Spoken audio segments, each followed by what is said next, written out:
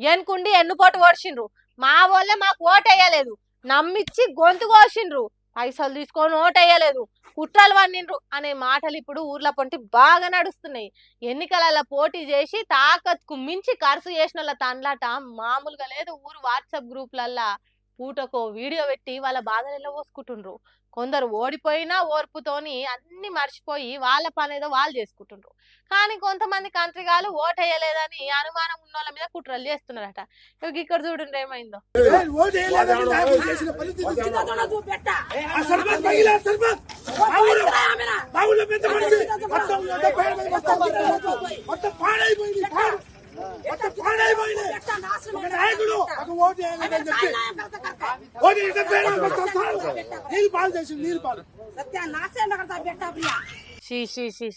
ఏం మనుషులరా మీరు, కష్టపడి పండించిన వడ్లను నీళ్ళ పాలు చేస్తారు కదరా, నోటికాడ బుక్కలా మన్ను పోసినట్టు చేస్తారు కదరా.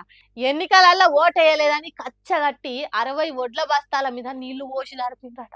భద్రాద్రి కొత్తగూడెం జిల్లా జూలూరుపాడు మండలం గంగారం తాండల చేసిండ్రట. గిట్లా ఎన్నికలప్పుడు ఎవరో ఒకరు గెలుస్తారు, పబ్లిక్ నచ్చిన నాయకునికి ఓట్లేస్తారు. ఆయనంత మాత్రాన ఇట్లా పగబట్టినట్టు చేస్తారా? 60 వడ్ల బస్తాలు ఆగం చేసిండ్రని రైతన్న నోరు బొంగు ఓంగొరుతున్నాడు.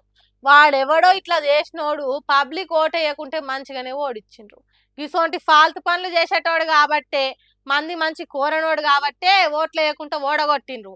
బద్మాషాలు కొందరికి ఇట్లా తయారైండ్రు. ఏందో ఊర్ల పొంటి ఓడినా గెలిచినా పబ్లిక్ మంచి కోరాలి, అందరు చల్లగా బతకాలని కోరుకోవాలి. కానీ ఇట్లా చేస్తే ఇంకోసారి ఎన్నికలలో పోటీ చేస్తే జనం గెలిపిస్తారా?